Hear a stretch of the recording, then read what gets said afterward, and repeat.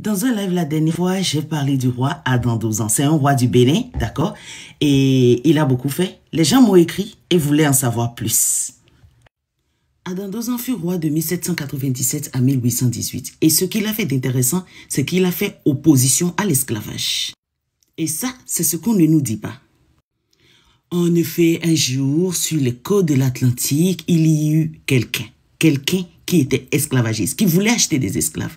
Et il est passé sur les côtes de l'Atlantique, il est arrivé au Bénin, et il a dit, « Hey, monsieur le roi, je voudrais acheter des esclaves. » L'autre lui a dit, « Mais qu'est-ce qu'il raconte? On ne vend pas des humains. Ici, nous vendons des tomates, nous vendons de l'oignon, nous vendons de la canne à sucre. Et si vous n'en voulez pas, eh bien, partez. » Il a insisté, il a voulu faire la guerre. Le roi l'a pris, il l'a foutu en prison, il lui a dit, « Tu restes à vie. » Cet esclavagiste, son nom, c'était Chacha Félix de Souza. Vous pouvez aussi le connaître sous Chacha Ier ou encore Don Francisco Félix de Souza. Il y avait le frère du roi Adam 12 ans. Son nom, c'était le prince Gakwe. Et le prince Gakwe voulait être roi. Il le désirait énormément. Il est allé voir l'esclavagiste en prison. Il lui a dit, écoute, tu as plein d'armes que le roi a confisquées. Si je t'aide à les avoir, tu vas m'aider à devenir roi.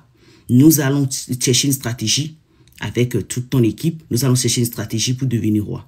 Il a aidé. Le prince Gakwe a pris le trône. Ils ont fait coup d'état donc au roi. Le prince Gakwe, le traître, il est devenu roi. Alors, il a nommé vice, c'est-à-dire adjoint au roi. Et il lui a donné la zone de Ouida jusqu'à Aného. Alors, cet esclavagiste eut des enfants. Il eut plein d'enfants. L'histoire dit qu'il a eu environ 80 enfants, si j'ai bonne mémoire. Ils disent aussi qu'il ramassait des gens. Il leur disait, écoutez, j'ai une autre maison, j'ai de grandes maisons au Brésil. Vous allez me suivre, vous allez servir là-bas, vous allez servir votre roi comme vous servez votre roi ici. Les gens, en partant, ne savaient pas ce qui les attendait là-bas. Il a eu ces 80 enfants-là et eux, leur lignée a été appelée les Agouda. Ce sont les Francisco, les Dorrego, les Chacha, les Da Silva, les Capochichi.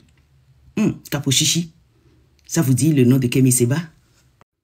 L'histoire dit qu'il est resté sous ce poste jusqu'à sa mort.